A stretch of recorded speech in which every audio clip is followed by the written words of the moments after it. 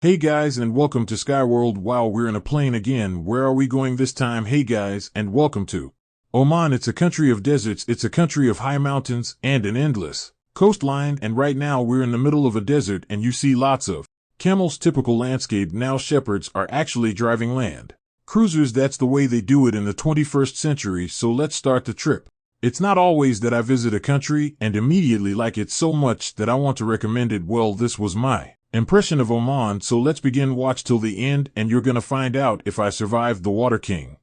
Okay, where is Oman? Oman, or officially the Sultan of Oman, is situated on the southeastern coast of the Arabian Peninsula and shares land borders with Saudi Arabia, the United Arab Emirates, and Yemen, while sharing maritime borders with Iran and Pakistan. The coast is formed by the Arabian Sea on the southeast and the Gulf of Oman on the northeast. The coastline is enormous, 3,165 kilometers. Also, Oman has two exclaims over here. They are surrounded by the UAE. Oman is the oldest independent state in the Arab world, with a long, complicated history involving the Portuguese Empire dominating the region around Muscat between 1507 and 1650, and the Ottoman Empire occupied Muscat between 1581 and 1888, but neither of them controlling Oman in its entirety. From the 17th century, the Omani Sultanate itself became an empire. At its peak in the 19th century, a money control extended to Iran and Pakistan and as far south as Zanzibar. In 1832, Said bin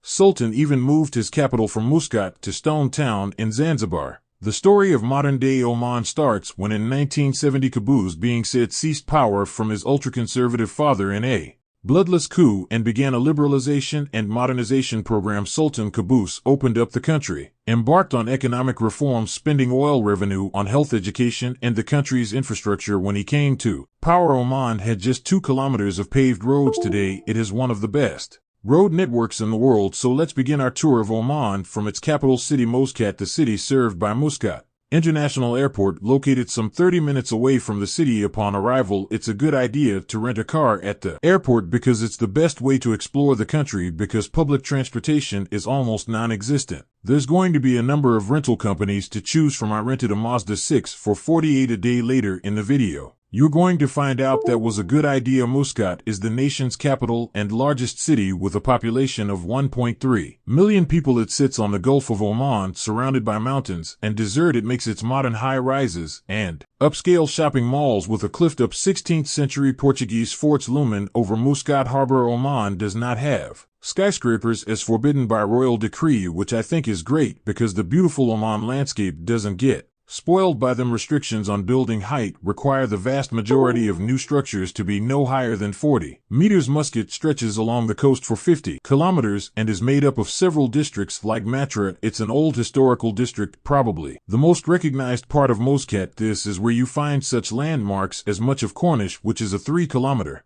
long waterfront promenade lined with restaurants and enticing markets, and it gets a lot of tourists. And actually, this is where the cruise ships come to anchor, and in 2023 they're expecting as many as 50 different cruise ships, bringing over 150,000 visitors just from the cruise ships alone. Matra Souk is one of the oldest markets in the Arab world. Walk around, take pictures, bargain, drink some coffee, and talk to people, and don't forget to smile. Thank you. Sultan Qaboos Port has been a main commercial center.